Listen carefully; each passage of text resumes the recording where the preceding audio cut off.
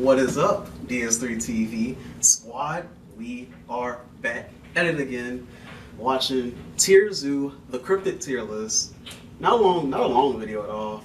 So, yeah. Also subscribe to the channel. Want to get 1,000 subscribers by Valentine's Day. So that is the new goal. Since kind of got sidetracked because the other goal kind of got sidetracked because of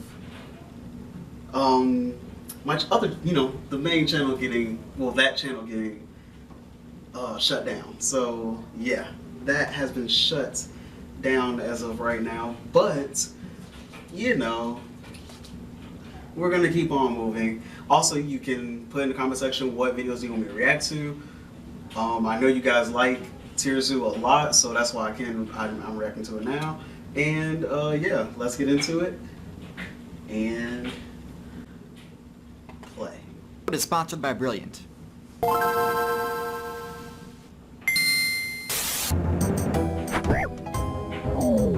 Show me your moves. Talking cat. I'm liking the Super Smash Bros. references now. If you play this game for a while, you'll eventually hear about some builds that seem really far-fetched and possibly overpowered. Builds that a lot of players will claim to have seen, but have no evidence to back it up. Yeah. That's right, today we're talking about cryptids. Do they exist? And more importantly, where would they be on the tier list? I feel like definitely a Yeti would have to be like S tier, just because of the simple fact they're like they probably are on the same level of like monkeys, but they're bigger. So like they have a very developed brain compared to like, I don't know, like the rabbit deer thing that he showed or whatever. I feel like that's gonna be like in D tier or something like that. But yeah, say what do you think is, what's your favorite cryptid in the comment section. And also the Loch Ness Monster is kind of, I don't know, I feel like it's kind of overrated. I don't know. If you unlock them as a playable class. And the reason I feel like it's overrated is because I feel like, think about it, large things in the ocean eat very small things. Like, you're not going to see a whale usually eat like a human or something like that, right? They eat like plankton. So I feel like even if it is out there and it's like something really, really big, it might just be eating like small, like very, very small things.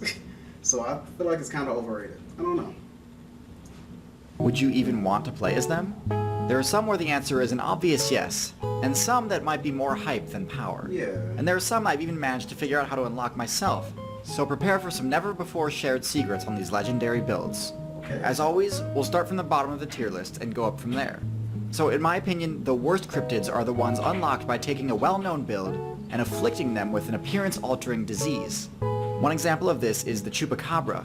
I used to think that they'd be quite overpowered because of the lifelink ability, until I figured out how to unlock them and saw how they really play. The legend goes that the Chupacabra, aka Goatsucker, can heal itself by draining the HP of its bite victims. That's a load of nonsense. To unlock the Chupacabra, what you need to do is choose a canine build on the character select screen, and then intentionally get yourself infected by mange.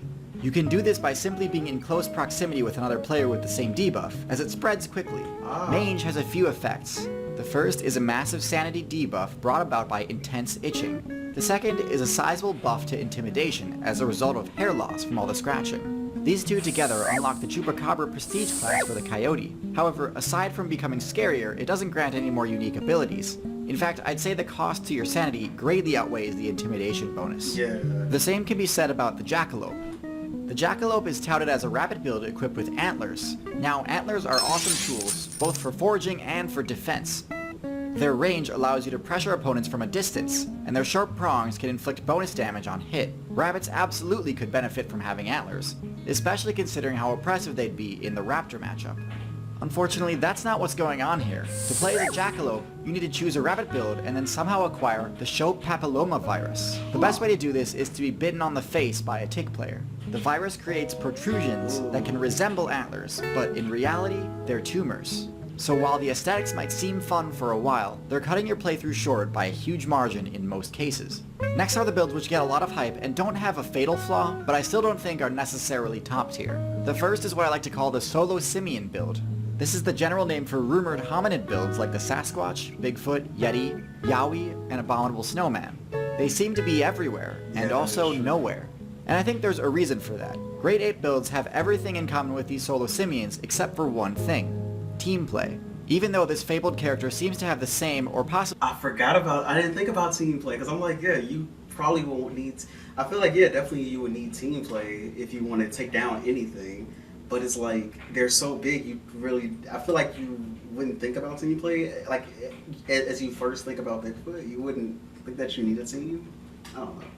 even higher base stats and abilities than the other apes, team play is what brought apes to the forefront of the meta. Foregoing that just seems like an objectively suboptimal play, and so I have to rate these guys lower than all the other simians.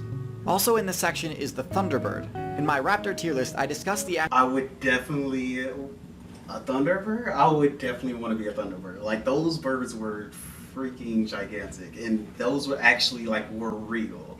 I'm like, that's insane to me. attributes that make for a strong aerial hunter, those being speed, agility, stealth, and power.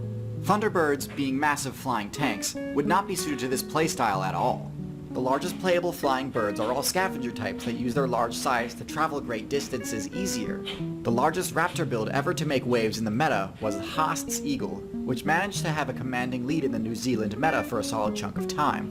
However, this build was by no means a Thunderbird. It was actually smaller than modern-day Condor and Albatross builds, and so as intimidating as a cloud-sized eagle would be, I don't think it would make for a very effective build. Okay, so now that we've covered the bad and average cryptids, let's finally get into ones I think would actually be really strong. In fact, it's my personal opinion that these cryptids are actually players who somehow avoided the sweeping bans put in place by the devs. The first one is, of course, the Loch Ness Monster. Plesiosaurs used to hold the #1 spot in the marine meta, way back during the Jurassic expansion. They were much quicker and more agile than fish at the time, and since the devs hadn't introduced marine mammals to the game yet, they were totally uncontested. If plesiosaurs were still playable today, they'd easily still be high tier. The tactic of using one's reach in order to attack a school of fish from afar is what made them so dominant in the past metas, and this strategy is still employed by builds like the swordfish and sawfish today. In fact, one of the main arguments against the existence of the Loch Ness Monster is that they're simply too strong for the Loch server. They'd easily overpower and defeat every other player there, and eventually just end up starving because they'd have driven away the competition. If something like this build is actually playable, it's much more likely that it's an open ocean exclusive. And judging by the recent finding of a mysterious creature washing up on Georgia's shore, this seems to be the case. The last cryptid on our tier list today is another potential banhammer dodger, the jungle-dwelling reptile called Mokili Membe. Despite the fact that the devs removed sauropod builds from the game long ago, rumor has it that Mokili Membe is a secret playable character in the river biome of the Congo jungle. This is at least mildly plausible because the vast stretches of thick rainforests and deep swamps have actually blocked human data miners from exploring the area. One reason I find this build to be more plausible than Nessie is that Mokili Membe is speculated to be using the pygmy character trait. This solves two problems at once. First, this gets around the problem I have with the Nessie build, in that they're so big and powerful that they'd annihilate all of their competition and end up starving. A pygmy sauropod would still be powerful, but there would still be enough loot for itself and other herbivores in the area. This also helps explain how it avoided the ban, seeing as pygmy builds often survive much longer than their full-sized counterparts, as seen with the pygmy mammoth that survived on the Aleutian Island servers up until fairly recently. Now, with that said, I've still never had the opportunity to play as this fabled character or even seen one in-game, so if any of you know how to unlock it, please share that in the comments.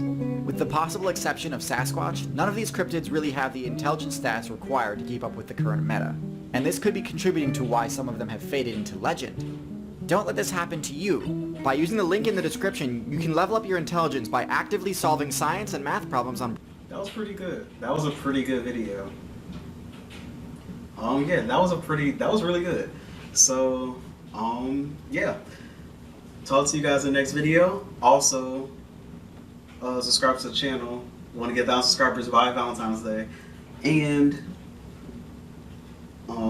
also put in the comment section what videos you want me to react to. You know, you can put the link in the comment section. I'll see it and get to it eventually. So yeah, that's gonna happen, and talk to you guys in the next video, and peace.